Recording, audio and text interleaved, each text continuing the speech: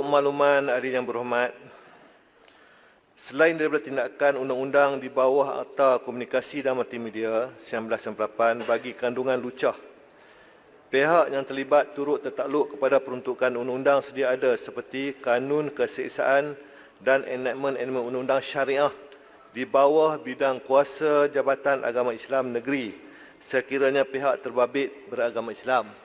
Kita sedar yang berhormat ada dalam Facebook dan sebagainya pihak LGBT yang menayang gambar separuh bogel dan sebagainya dengan berani, termasuk kita lihat baru-baru ini isu ke Mekah dan sebagainya. Kita sedar tentu dan kita lihat bahawa kita dengar Majlis Agama Islam dan Jabatan Islam telah panggil individu tersebut. Kandungan berunsur lucah sememangnya menjadi kesalahan di bawah platform media sosial seperti Facebook dan Instagram atau di platform penstreaman video seperti YouTube. Pihak kementerian melalui SKMM berserta dengan pihak penyedia platform yang terlibat akan menilai kandungan-kandungan yang dilaporkan berdasarkan terma dan syarat yang ditetapkan oleh pihak mereka, dan kandungan tersebut akan dipadam sekiranya didapati melanggar terma dan syarat seperti P1 Community atau Community Standard yang ditetapkan oleh pihak mereka. Untuk pengetahuan yang berhormat, lucah dan juga termasuk judi dan sebagainya, kalau kita padam, mereka akan terus siarkan. Ini porno dan lucah sebagainya, dan sukar agak dipadam kerana ianya juga melibatkan pihak-pihak luar negara. Seterusnya, dalam usaha mendidik masyarakat pula, SKM juga turut melaksanakan pelbagai program kesedaran sebagai usaha membendung penyalahgunaan internet dalam kalangan masyarakat Malaysia.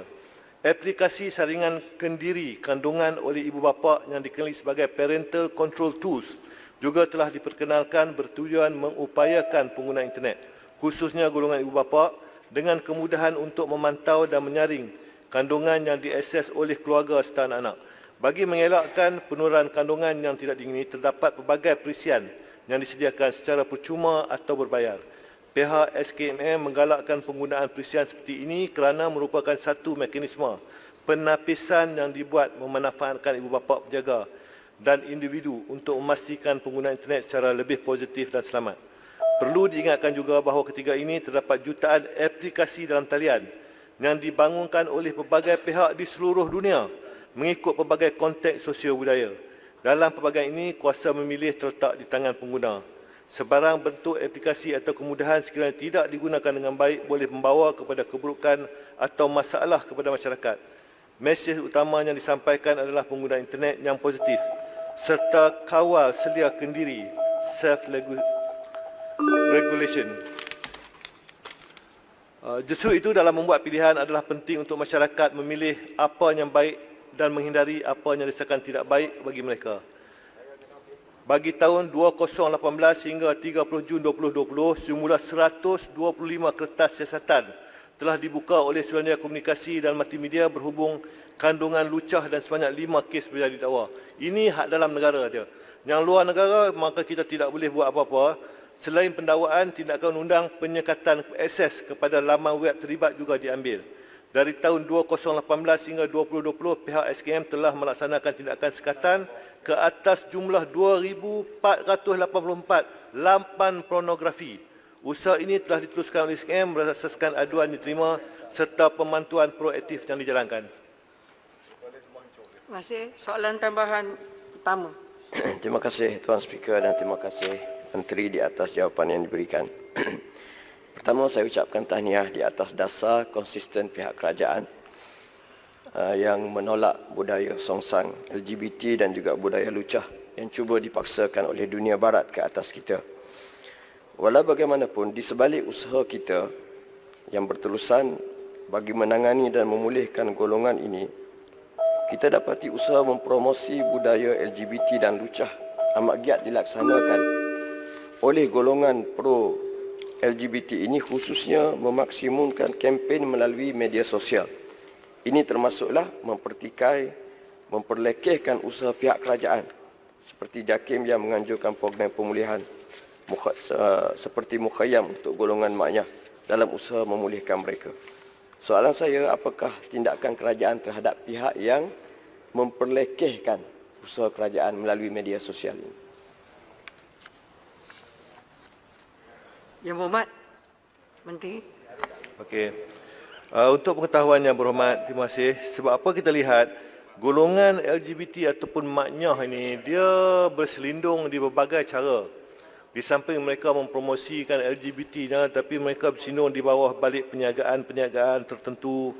Lepas tu dengan aktiviti-aktiviti tertentu yang mereka buat. Jadi kita lihat di sini bahawa dari segi SKMM kita hanya boleh menyekat jika mereka terdapat di bawah akta tersebut mereka mengadakan contohnya aktiviti lucah yang boleh kita ambil tindakan.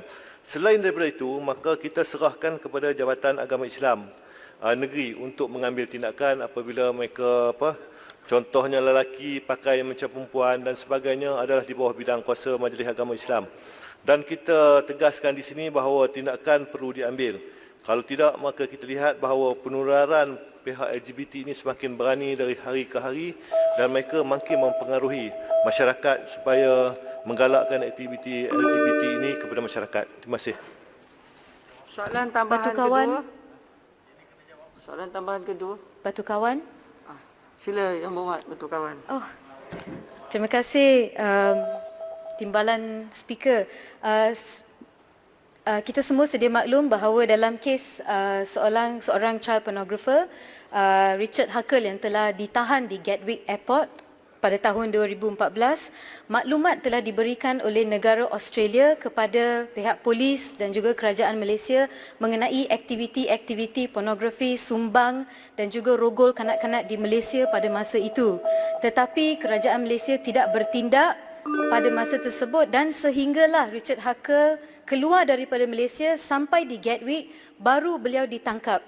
Saya ingin tanya, memandangkan teknologi untuk menjejaki ataupun menangkap mana-mana pihak yang membawa pornografi kanak-kanak dalam telefon bimbit mereka ataupun laptop mereka yang masuk ke negara Australia ataupun task force di Australia dapat tangkap mereka, adakah kerajaan Malaysia akan melabur dalam teknologi yang sama agar kita tidak perlu lagi menunggu negara lain memberi maklumat kepada kita bahawa ada penjenayah seksual di Malaysia and then tunggu mereka keluar daripada negara baru ditangkap di negara lain. Setakat mana negara Malaysia mengambil serius isu ini, melabur dalam teknologi dan memberikan latihan yang secukupnya kepada kaki tangan kerajaan untuk menjejaki penjenayah seksual seperti ini.